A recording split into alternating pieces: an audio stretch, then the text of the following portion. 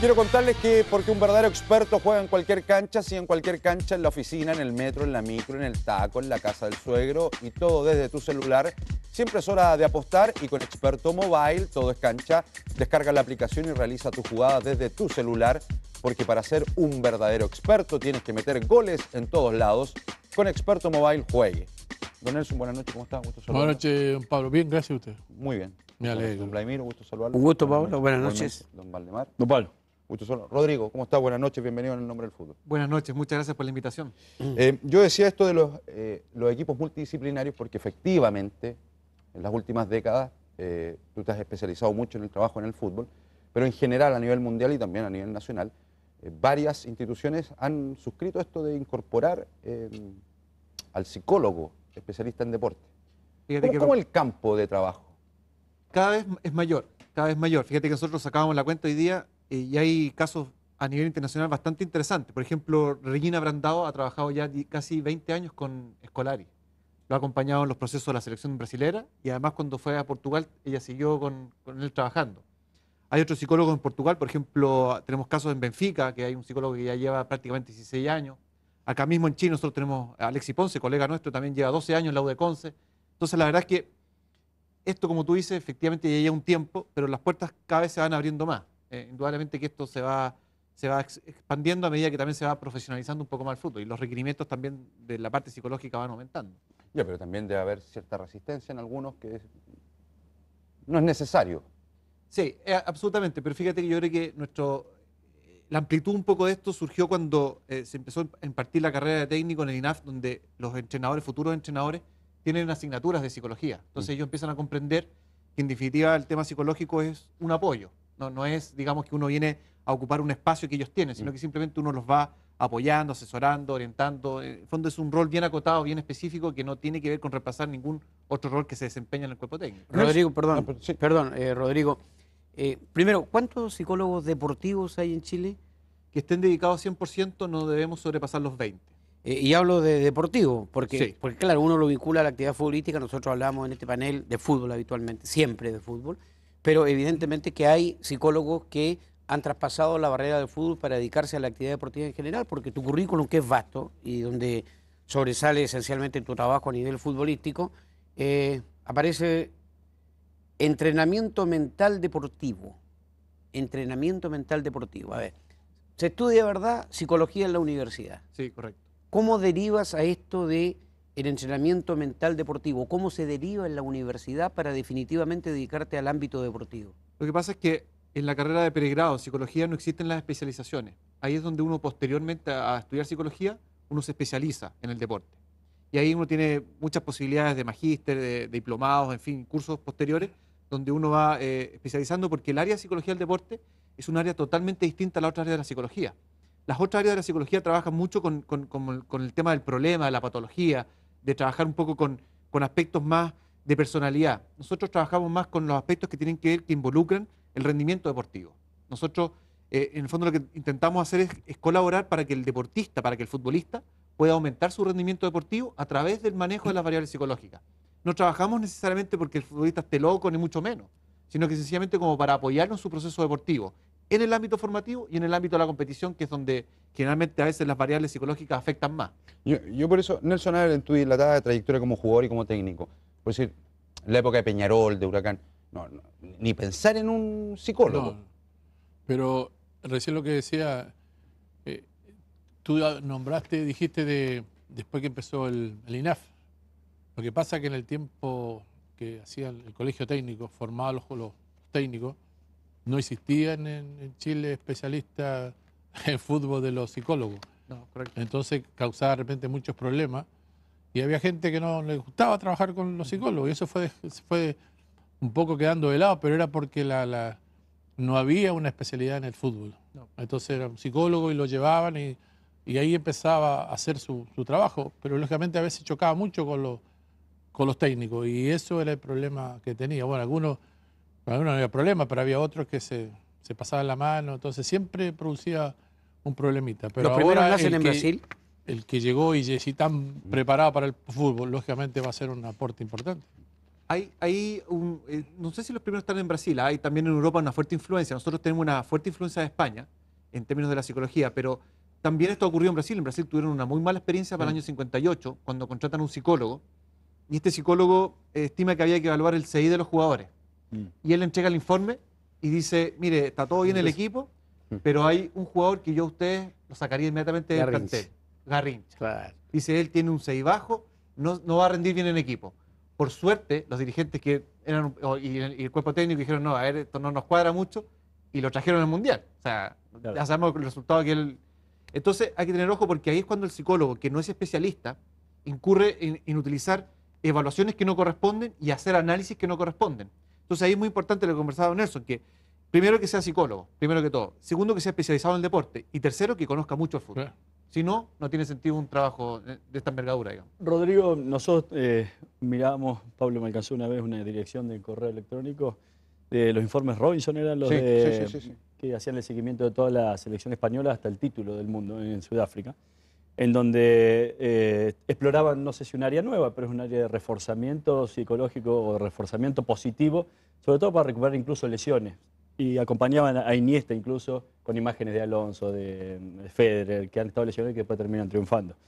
Esta es un área nueva, tanto en lo psicológico, porque si bien Nelson decía que a lo mejor cuando hace tiempo atrás no existían psicólogos a nivel local como para involucrarlos en el trabajo de un cuerpo técnico Especializado en fútbol. o especializados Sí, en fútbol, qué distinto. también se era reticente a darle el espacio a un psicólogo independiente de su especialización, porque se hablaba mucho que con la pelotita y que el aspecto psicológico debería estar solucionado.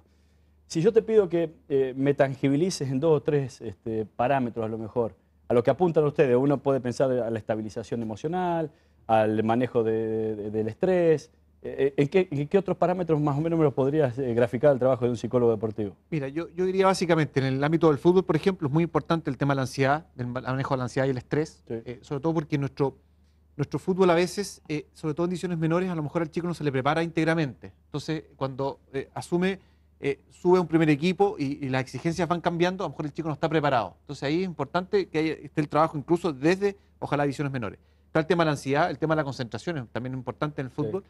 Yo diría también en colaborar con el técnico en todo lo que es el trabajo de cohesión de equipo, el tema de comunicación, que en el fondo posibilita que también tengamos grupos focalizados en torno a la meta deportiva, porque hoy día, sobre todo, yo diría que el gran desafío hoy día en el fútbol es que los jugadores cuentan con tantas variables externas que es muy fácil que ellos se vayan del foco. Sí. El tema de la indisciplina un poco tiene que ver con eso, con que el jugador hoy día tiene tantas variables alrededor de él funcionando que es fácil que pierdan el foco. Entonces en eso es muy importante que también se pueda dar una colaboración. ¿Sabes por qué te pregunto? Porque cuando hay 2 selecciones muy parejas y en una alta exigencia en el cual muchas veces el entorno te puede superar, la motivación intrínseca y extrínseca, eso nos enseñaron en la INAF, pero extrínsecamente uno capta señales y obviamente que en algún momento te puede superar esto.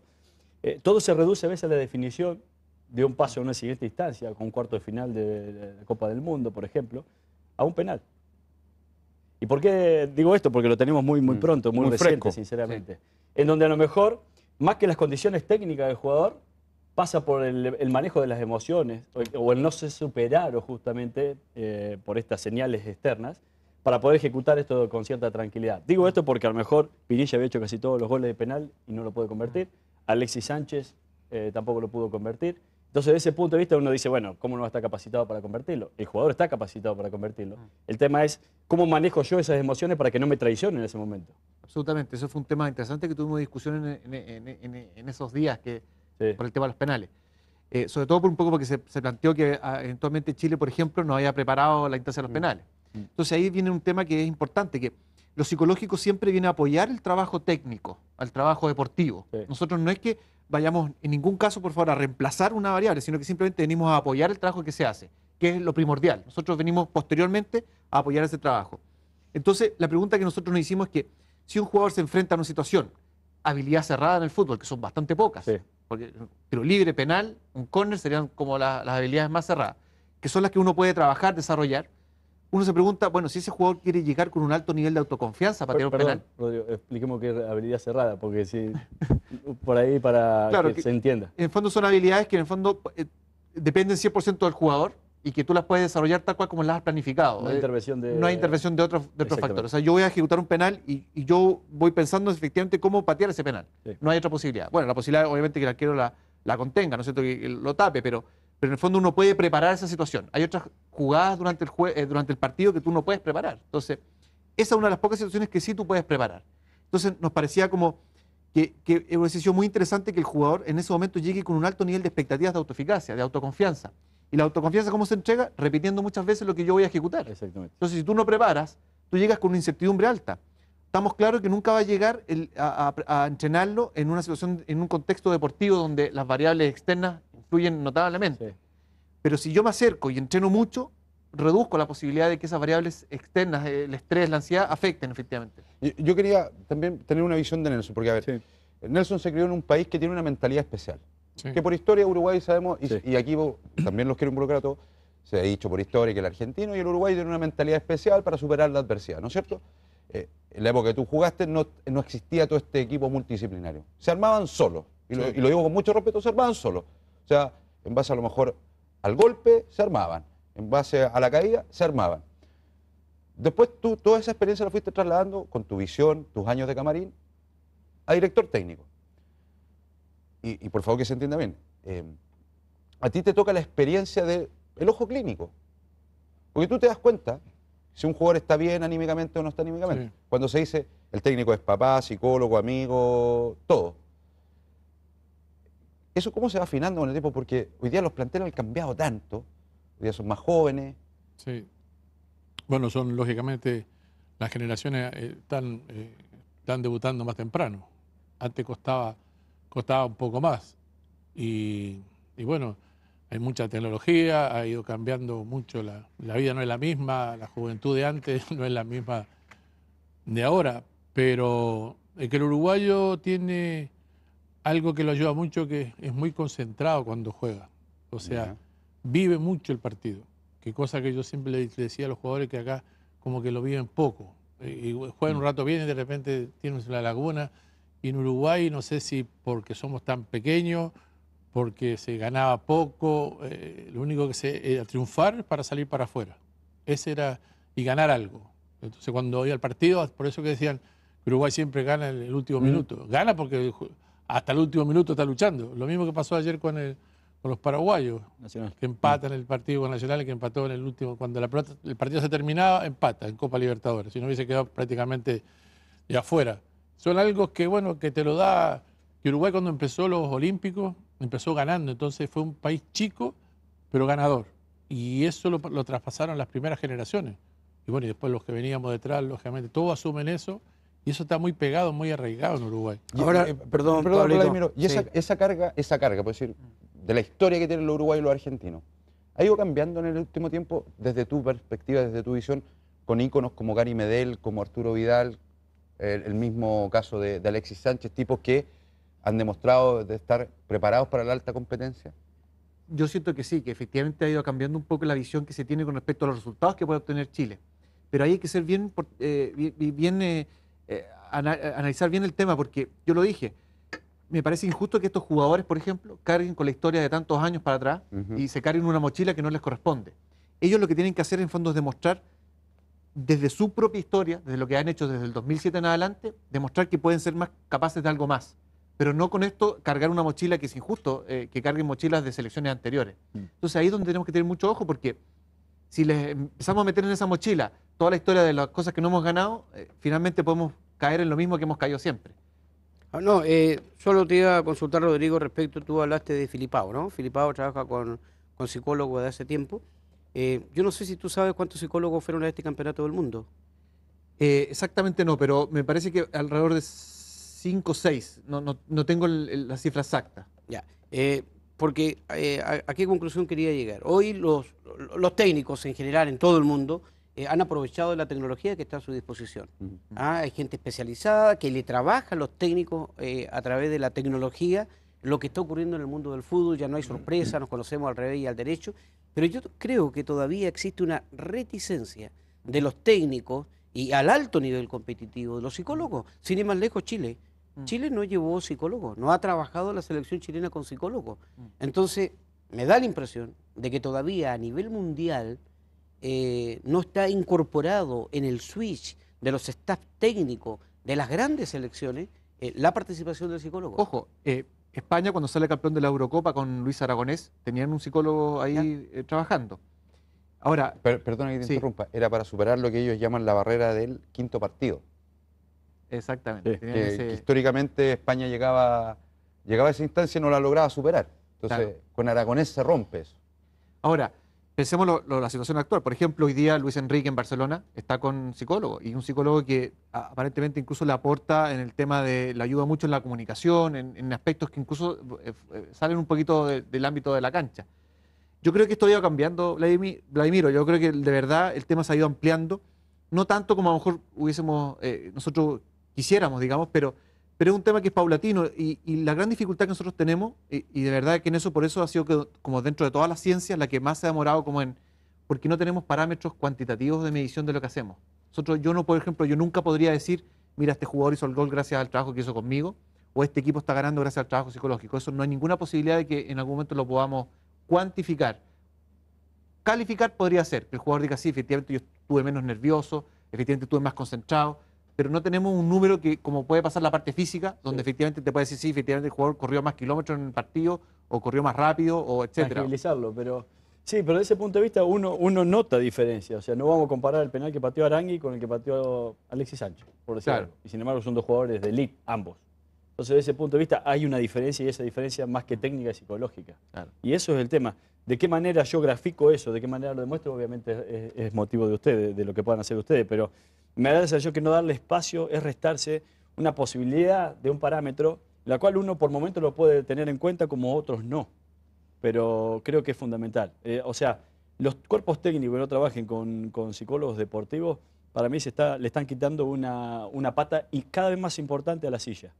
Creo que lo psicológico hoy en día es fundamental, porque en definitiva ante la paridad en rendimiento, no solamente de manera individual, sino de manera colectiva, lo que va a marcar la diferencia, lo que recién decía Nelson y coincido plenamente, es la concentración e incluso el rebelarse ante Claro. una situación adversa Una adversidad, ¿no? o el seguir avanzando. Que eso muchas veces uno lo vive desde chico. Yo tenía posibilidad de cuando salía a la cancha en Argentina, uno va, sinceramente, aunque sea exagerado, va a la guerra.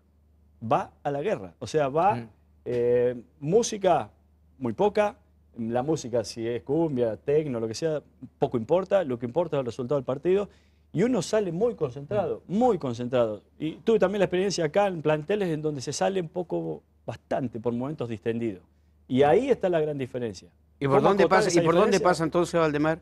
Por el Por la convencimiento. concentración. No, te digo por el convencimiento del técnico. O sea, porque el técnico es. ¿Pero quién le colabora al técnico? No, está bien.